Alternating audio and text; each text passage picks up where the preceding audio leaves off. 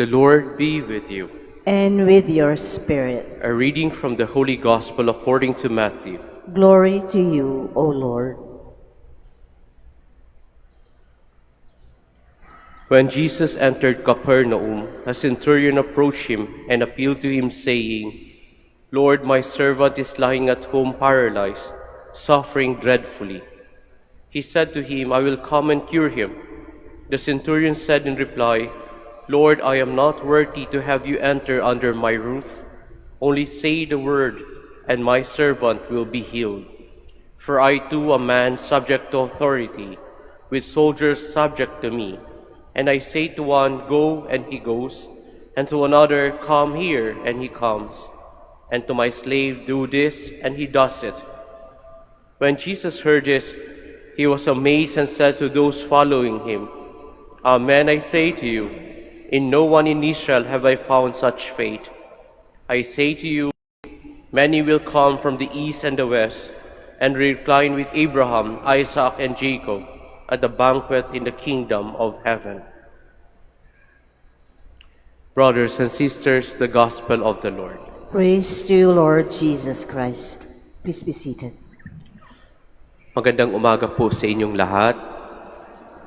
Welcome po sa Minor Basilica of Our Lady of the Rosary Manaoag. Kapag babalikan po natin mga kwento sa Ebanghelyo, napakarami po ng pinagaling ng ating Panginoon. Napakarami pong lumapit sa kanyang may sakit na pinagaling. In fact, kung titingnan po natin yung Ebanghelyo, walang sinasabi dito that the Lord declined someone from healing. Wala po siyang rineject. Wala siyang sinabihang hindi pwede. As long as there are conditions that are present during the healing.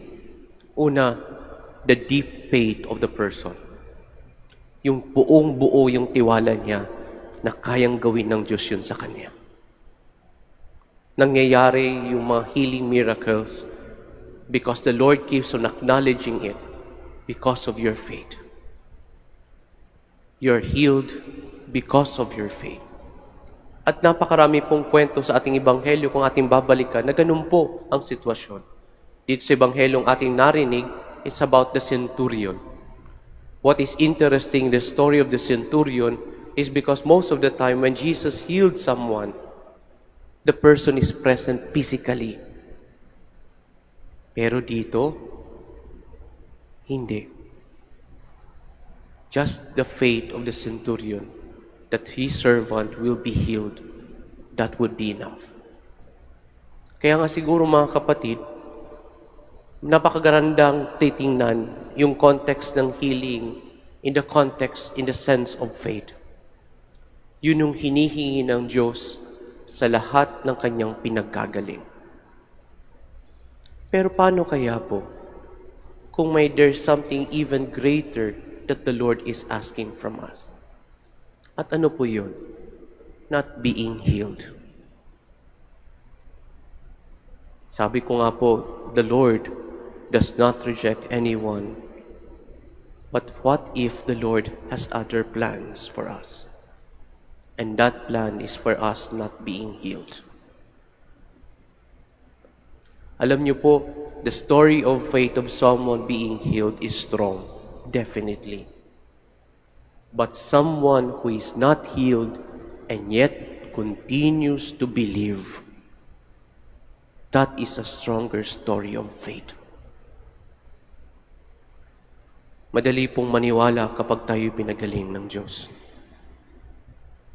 Madali pong sabihin, ako'y naniniwala sapagkat nakatanggap ako ng pagpapagaling sa Diyos. Pero paano po kung iba yung hinihingi ng Diyos sa atin? Paano kung gusto ng Diyos is for us to give testimony to His goodness despite not being healed? Paano kaya po kung yun ang hinihingi ng Diyos sa atin? Are we willing to take that faith? Mga kapatid, in our story of how with the Lord, most of the time, ang hinihingi lang ng Diyos is for us to place ourselves in His hand. And we can only do that if we have faith. But give witnessing to the Lord in midst of our suffering, of our pain, of our afflictions. That is a stronger story of faith.